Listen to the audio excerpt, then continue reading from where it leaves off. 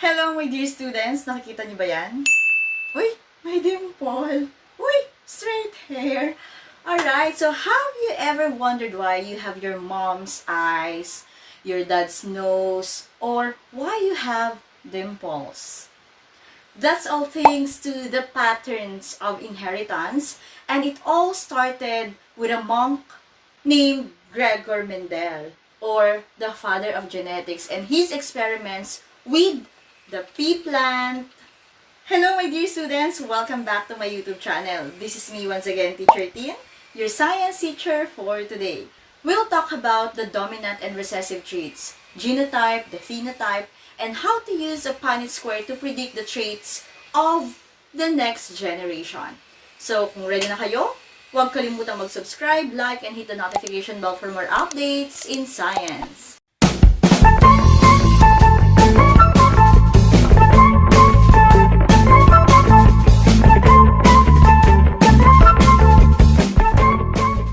Nakikita niyo ba yan? Yan, larawan ng Dantes family. How about this one? Larawan naman yan ng Pacquiao's family. The question is, why do some children look like their parents? Tina Jazia at saka yung kanyang kapatid. Bakit kamukha ni Ding Dong at saka ni Marian? Pares magaganda. Look at the children of Manny Pacquiao. Talagang lahat ng traits, lahat ng itsura, parang talagang kuhang-kuha kay Manny Pacquiao. Hindi mapagkakaila. Bakit? Ano ba ang dahilan at ano ang hiwaga sa likod nito? Okay, dahil yan sa tinatawag nating patterns of inheritance, which is our next topic for today. Let's define first heredity and variation. Ano ba ang pagkakaiba ng dalawang yon? Heredity are traits that are passed on from parents to offspring. Ibig sabihin, ito yung paglilipat ng mga traits, yung mga minana natin sa ating mga magulang. Halimbawa, namana mo ang iyong mata na singkit. Namana mo ang mata mo na medyo hindi masyadong singkit. Ang iyong buhok na medyo straight o medyo kulot.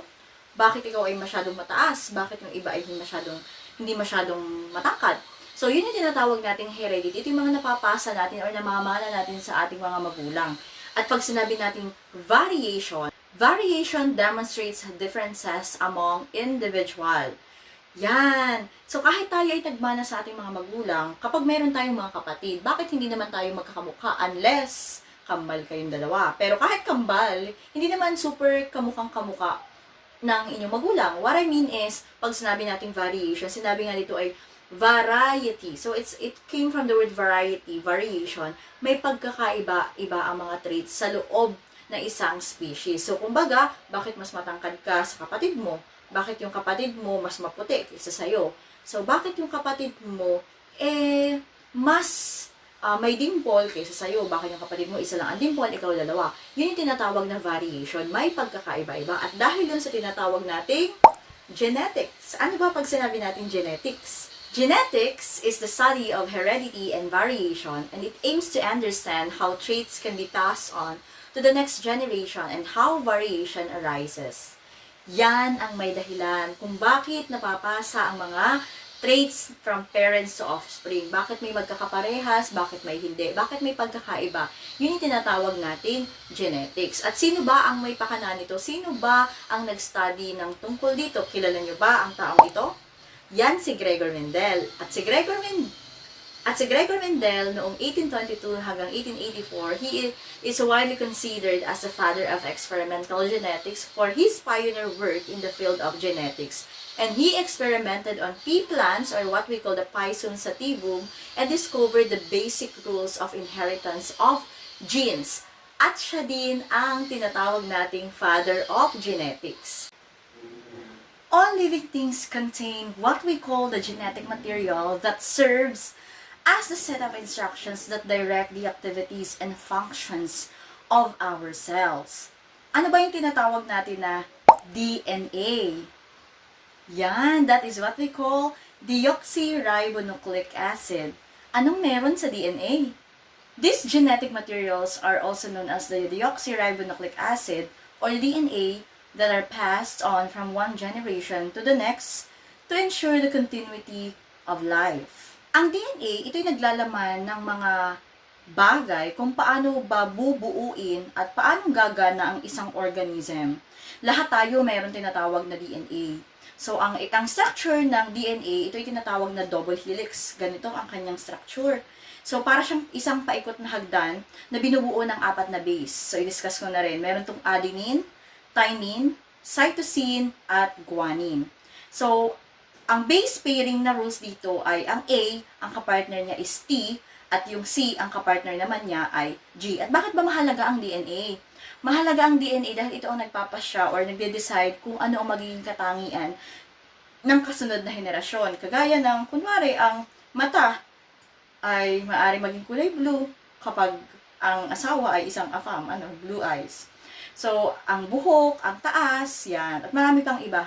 Kaya nga kung nakakapanood kayo ng TikTok, tapos may mga boyfriend na afam, parang ang biro doon, sabi, hindi pera ang habol ko, kundi ang jeans niya. So, kasi ang tinutukoy doon is kung paano maiipasa ang traits na yun. Yung magagandang katangian, physical appearance, physical traits ng isang tao can be passed on because of these genes na tinatawag natin. At ginagamit ang genes sa pagkakakilanlan ng tao dahil magkakaiba tayo. Maaari ito ginagamit sa mga forensics or sa mga DNA testing. Na, di ba sa mga pelikula, kapag nahiwala yung anak sa magulang, tapos nagkatagpo at parang may duda na hindi ata tunay na anak o kaya ito ang tunay na anak, so ginagawa nila yung tinatawag na DNA test. So, kumukuha ng mga sample, pwedeng sa buhok kasi may DNA tayo dyan, pwedeng sa kuko, pwedeng sa dugo, yan, or sa cell natin. So, may DNA dyan. At mahalaga ito syempre sa mga research, sa medicine, at sa pagpaparami ng halaman o ng hayop. Now, let us talk about the Mendel's discovery of the principles of heredity. Paano nga ba nagsimula itong ating discovery ng principles ng kung paano napapasa ang isang trait from parents to offspring. So actually class, nagsimula ito sa tinatawag nating halaman na ang tawag ay garden pea or yung pea plant. Okay, so ang scientific name nito is Pisum sativum. So garden pea is a Pisum sativum that before he started experiments, Mendel first produced a pure breeding plants. And Mendel allowed his pea plants to self-pollinate for many generations until all the offspring had the same features as the parents and then generation after generation. So, ang ginawa ni Gregor Mendel, nag-umpisa siya sa isang garden pea na yung pure breeding, kumbaga pag sabing pure breeding, yung dalawang parent, so pinag-combine niya, parehas yung, kunwari ay, ang ginawa niya is round pea. So, parehas round. So, ano kaya ang magiging offspring niyan? Kumbaga sa tao, kulot yung buhok ni nanay, kulot ang buhok ni tatay, ano ang magiging offspring? Kulot din ba yung anak? So, parang ganun. Ang una niyang ginawa is, yung pure breeding round seeds. So, nung kanya daw itong pinag-combine, yung pure breeding round seeds, na meron tong RR, yung RR, ito yung tinatawag natin na alleles. So, dalawang capital RR, it means that it is round. Okay, and then, yung pure breeding wrinkled sweet seeds naman, so yung kulubot, small RR. Okay, so makikita niyo dyan, may parents. So, pinag-combine niya ngayon. So, dito sa pagkakataong ito, ang ginawa ni Gregor Mendel, pinag-combine niya isang pure na round at isang pure na wrinkled. Ibig sabihin, yung pure na round, nanggaling ito sa ang magulang niya is parehas na round, kaya siya ay pure na round. Kumbaga sa tao, parehas Pinoy ang kanyang magulang. Yung isa naman, pure wrinkled. Okay, wrinkled. Sabihin, yung magulang nito, yung parents ng wrinkled na to is parehas wrinkled. So kumbaga, para pure Pinoy, tapos yung isa naman, kunwari, pure Japanese. Kumbaga, parang gano'n. So, pinag-combine niya yun, nag-self-pollinate ito. So, ano naging result? So, makikita natin na ang naging result nito is round seed. However, tingnan niyo sa figure na ito, yung pure round seed ay pure dahil RR, capital R, parehas round. Yung isa naman, small RR, so we are talking about the wrinkled. Now, pagdating dito sa round seeds, tingnan niyo yung nanaig. So, parehas na siyang dahil nanggaling siya sa round, nanggaling siya sa wrinkled, combination siya ng round and wrinkled. However, ang naging lumabas is round seeds. Round. Kumbaga sa Pinoy at sa Japanese na nag-asawahan, so ang mas nanaig na traits ay yung Pinoy. Ibig sabihin, mas malakas yung traits ng pagiging Pinoy. Sa garden pea, ang nanaig is round seeds. Okay? So, kung makikita nyo dito, ang parents niyan is wrinkled, pure wrinkled, at pure breeding round seeds. Ang naging parental niya is double capital R, tsaka double small r. So, ang first generation, or yung tinatawag nating F1, is round seeds having the capital R and small r as their genotype. Plus, ano ba yung genotype naman? Kasi maririnig nyo yung genotype at phenotype dito sa ating discussion. So, i-discuss muna natin ang pagkakaiba ng phenotype at saka ng genotype. Pag sinabi nating genotype, this is the genetic composition of a trait. While the phenotype is the physical appearance or feature of a trait. So, yung mga pinapakita ko sa inyo kanina, di ba? Double capital R. So, that's the genotype. That's the genetic composition of the trait. Double capital R, it means nanggaling siya sa parehas na pure round. So, ngayon, ang phenotype, okay, i-describe natin siya. That's the physical appearance. So, babasahin lang natin yung genotype since pares yung R, capital R, at capital R means round.